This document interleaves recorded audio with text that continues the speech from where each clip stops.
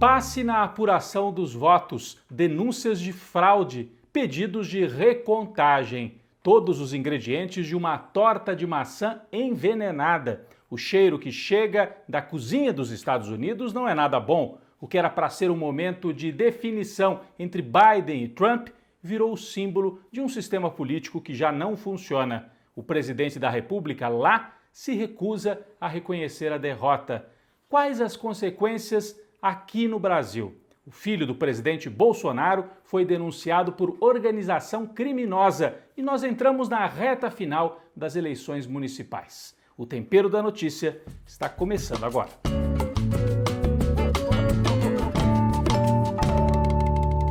Essa semana foi marcada no Brasil e no mundo todas as atenções para a eleição dos Estados Unidos.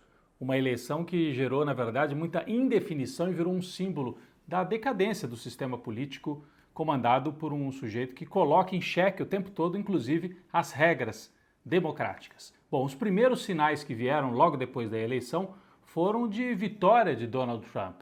Ele colheu vitórias importantes no Texas e na Flórida, onde moram muitos brasileiros. Os democratas tinham a pretensão de ganhar ou no Texas ou na Flórida para consolidar uma vitória, e isso não aconteceu. Então, quando chegamos à madrugada, primeiro dia logo após a votação, a impressão era de vitória de Trump. E ele cantou essa vitória, foi para as redes sociais, deu uma coletiva lá na Casa Branca, dizendo: ganhamos, a não ser que eles nos roubem a eleição. E o Joe Biden, o oponente dele, fez uma declaração no sentido oposto: vamos ter calma, todos os votos têm que ser contados, vamos aguardar. E o Joe Biden estava com a razão. Nos dias seguintes, conforme foram entrando os votos dados pelo correio, já que nos Estados Unidos isso é permitido, antecipadamente as pessoas foram enviando os seus votos pelo correio, por causa da pandemia, um volume muito grande de pessoas optou por isso para não correr riscos. Esses votos eram majoritariamente democratas e com isso o Biden foi virando o jogo em vários estados importantes, principalmente ali na região dos lagos, Wisconsin, Michigan, que eram estados democratas no passado e que na eleição de 2016 o Trump havia ganho. Eram estados importantes, com indústria forte, com a decadência da indústria. Muita gente da antiga classe operária dos Estados Unidos votou no Trump na última e agora os democratas recuperaram estes estados. E aí o Biden equilibrou o jogo, passou à frente e a eleição ficou numa indefinição muito grande. Quando o Trump percebeu que poderia perder em estados-chave, como por exemplo a Pensilvânia e a Geórgia, ele partiu para a judicialização. O que quer dizer isso? Entrou com um processo, com um recurso, pedindo recontagem de votos, pedindo para parar a apuração, e aí chegou ao ponto máximo, publicou no Twitter a seguinte frase que nós vemos aí: Stop the count. Parem a contagem dos votos. Imagine o presidente da República mandar parar a contagem, porque ele estava achando que ia perder realmente. Os apoiadores de Trump cercaram alguns locais de apuração, onde havia essa totalização dos votos. Isso gerou muita tensão e o ápice da tensão. O Trump foi para a televisão de novo e cantou vitória, no momento em que já estava perdendo estados importantes. Falou de fraude, falou que estava sendo trapaceado, que os democratas estavam encontrando votos que ninguém sabia de onde vinham. Na verdade, é uma manipulação do presidente. E o mais interessante, no momento em que ele dava essa entrevista, que na verdade foi um pronunciamento dentro da Casa Branca, as televisões nos Estados Unidos fizeram o quê? Tiraram do ar o presidente e, na hora, contestaram as afirmações dele, dizendo: não há nenhum indício de fraude. O presidente está falando de fraude sem apresentar as provas. E com isso, um silenciamento dessa estratégia de Trump de tentar melar o jogo. Vamos ver como é que foi. It's not a question of who wins, Republican, Democrat. Good evening, everyone. I'm Lindsay Davis. Thanks so much for streaming with us. We've been listening to President Trump addressing the nation for the first time since the wee hours Wednesday morning. He's been making a lot of, frankly, false accusations, baseless claims, and that's not being partisan. That's just stating the fact. Cases, they're so one-sided. We're watching President Trump speaking live from the White House, and we have to interrupt here because the president has made a number of false statements, including the notion that there has been fraudulent voting. There has been no evidence of that. Allegations by his campaign, but his campaign spokespeople unable to provide any evidence. Okay, here we are again in the unusual position of not only interrupting the President of the United States, but correcting the President of the United States. There are no illegal votes that we know of. There has been no Trump victory that we know of. Bom, se Biden conseguir enfrentar essa tentativa de golpe anunciada por Trump, e se Biden virar de fato o presidente dos Estados Unidos, o que muda no mundo e aqui no Brasil? Muita gente diz, não tem diferença entre democrata e republicano. Em parte é verdade. Os democratas já apoiaram, por exemplo, vários golpes de Estado aqui na América Latina. Em 64 foi assim, aqui no Brasil era um presidente democrata lá nos Estados Unidos. Agora em 2016, com a Dilma também, escutas, né, as agências de inteligência nos Estados Unidos atuando fortemente durante uma gestão democrata de Barack Obama.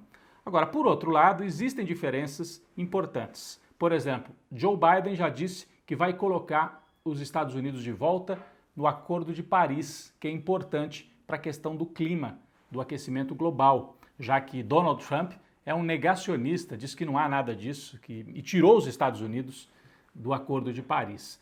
Também na questão da pandemia, Donald Trump é um negacionista, parecido com Bolsonaro, né? Incentiva as pessoas a não usarem máscara, diz que é preciso retomar a economia e boicota as ações da Organização Mundial de Saúde. Joe Biden vai agir em outro sentido, apoiando essas ações de uma maneira mais racional. Então essas são mudanças importantes. Agora Joe Biden continua sendo o chefe de um império em decadência na disputa com a China, e essa disputa vai continuar, ele vai continuar defendendo os interesses econômicos dos Estados Unidos. Aqui para o Brasil é importante porque Bolsonaro tem uma ligação umbilical não com os Estados Unidos simplesmente, mas com a família Trump. Então Bolsonaro perde esse ponto de apoio e essa articulação da extrema-direita fica enfraquecida. Já tivemos derrotas da extrema-direita na Bolívia, no Chile e agora nos Estados Unidos. Tem esse significado de enfraquecer simbolicamente Jair Bolsonaro aqui no Brasil. E o filho do presidente foi denunciado nesta última semana por organização criminosa. Muita gente achava, bom, esse processo não vai andar, é o processo das rachadinhas lá no Rio de Janeiro. Não vai andar? Andou. Ele foi denunciado, pode virar réu, Flávio Bolsonaro, mais um indício de que o presidente vai perdendo força e cada vez mais depende do apoio do Centrão e dos militares. Então vamos ficar atentos a isso, atentos também à reta final das eleições. As últimas pesquisas que saíram na semana passada mostram, em São Paulo, Bruno Covas do PSDB se consolida no primeiro lugar e Russomano mais uma vez desaba, como já aconteceu em outras eleições, uma disputa entre Márcio França e Boulos para ver quem fica com essa segunda vaga para disputar no segundo turno contra o Bruno Covas. O Boulos vinha subindo, vamos ver se consegue uma arrancada final aí na última semana de campanha. No Rio de Janeiro, a mesma coisa, Eduardo Paes em primeiro lugar, ele que é do DEM, e depois embolada a disputa no segundo lugar entre Marta Rocha do PDT, Crivella, que é o atual prefeito, apoiado por Bolsonaro, e Benedita da Silva, um pouco mais atrás. Bolsonaro, portanto, pode sair derrotado, sem candidato no segundo turno, tanto em São Paulo como no Rio de Janeiro. No Recife, resultado importante também do Datafolha. O primeiro lugar é de João Campos, do PSB, e Marília Arraes, do PT, se consolida na segunda posição. Portanto, vamos ter lá no Recife provavelmente uma disputa entre PSB e PT, dois herdeiros da família Arraes, para ver quem é que fica com a prefeitura dessa importante cidade no Nordeste do Brasil.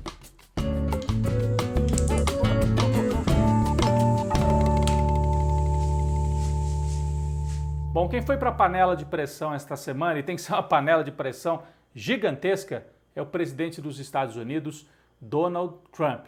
E ele não foi sozinho para a panela de pressão.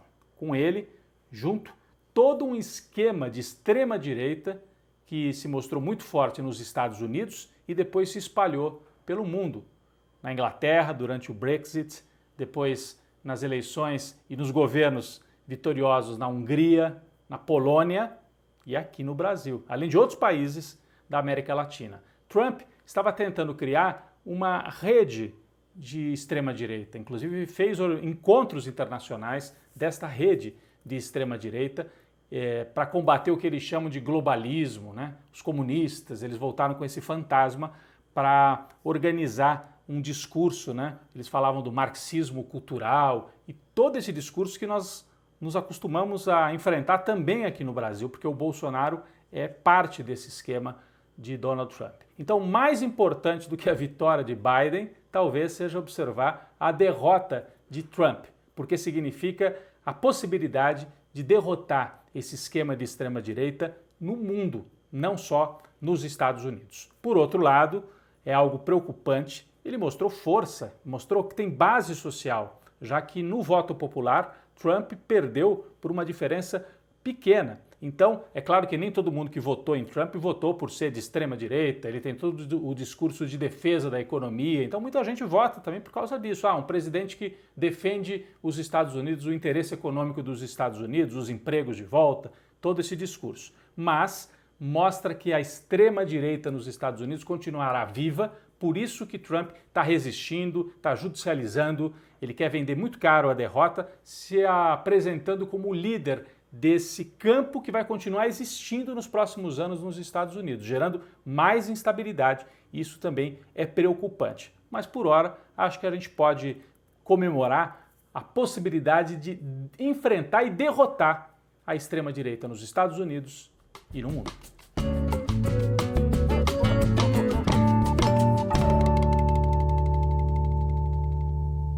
Bom, o nosso cafezinho esta semana não é de comemoração, mas de luta daqueles que sofreram com o crime ambiental em Mariana, Minas Gerais. Vocês se lembram? O rompimento da barragem em Mariana, 700 mil pessoas atingidas em toda a região, destruição do meio ambiente, 19 mortos, 2 comunidades totalmente destruídas pela lama, Bento Rodrigues e Paracatu de Baixo. As pessoas atingidas foram colocadas provisoriamente em casas na sede do município de Mariana, só que esse provisoriamente virou permanentemente. Até hoje, a construção das novas comunidades não foi concluída. Então a luta é muito importante. O MAB, Movimento dos Atingidos pelas Barragens, e outras organizações sociais continuam ali em Mariana dando apoio para aqueles que sofreram e ainda sofrem por conta desse crime ambiental. Na época as pessoas diziam, é o desastre da barragem da Samarco. A Samarco é o nome, mas quem está por trás da Samarco, que é uma mineradora, é a Vale, um grupo gigantesco que foi privatizado e que é anunciante dos grandes meios de comunicação. Então, os grandes meios evitavam falar o nome da Vale. Nós temos que falar o crime da Vale em Mariana. 5 anos e até hoje as pessoas não tiveram os seus direitos resgatados. O Brasil, de fato, está com uma série de matérias especiais sobre isso. Se você quiser saber mais detalhes, você pode acompanhar no site do Brasil de Fato. O crime de Mariana faz 5 anos, nosso cafezinho para aqueles que lutam até hoje.